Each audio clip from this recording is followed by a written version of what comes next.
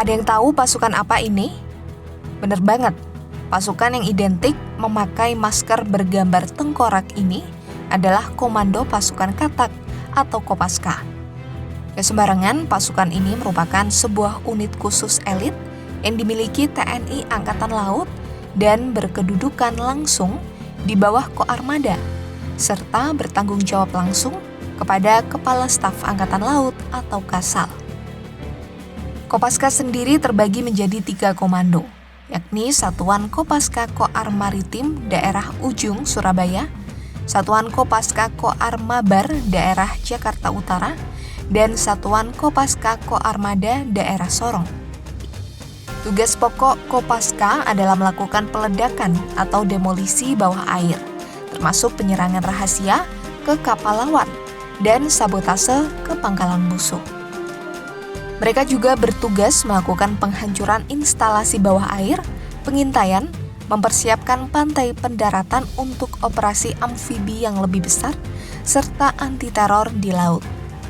Namun jika tidak sedang ditugaskan dalam suatu operasi, prajurit Kopaska dapat ditugaskan menjadi pengawal pribadi VIP, seperti Presiden dan Wakil Presiden Indonesia.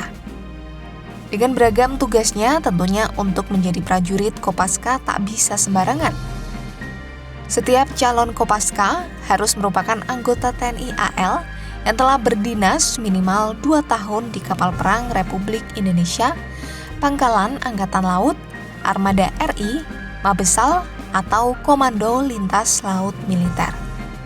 Selanjutnya, kandidat harus melalui beberapa tes, seperti tes kesamaptaan, tes ketahanan air, tes psikotes khusus, dan tes kesehatan khusus.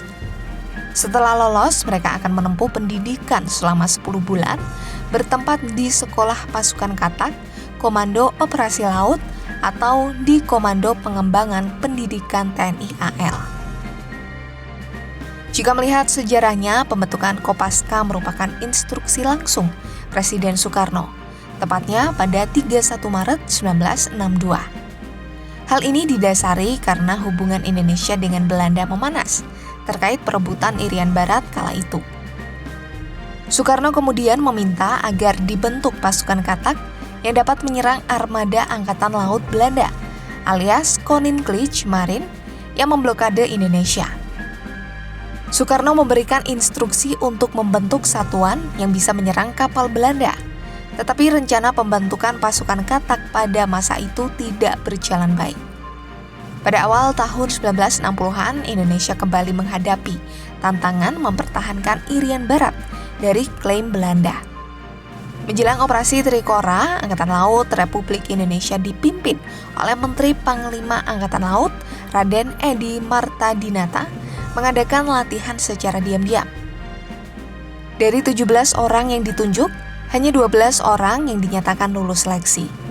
Puncak latihan tertutup ini dilaksanakan di halaman kolam renang Senayan, Jakarta. Setelah itu, Kopaska ditetapkan untuk tugas di lingkungan perairan termasuk Irian.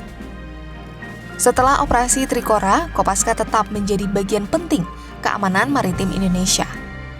Kopaska terus berpartisipasi dalam latihan dan operasi khusus di bawah permukaan air.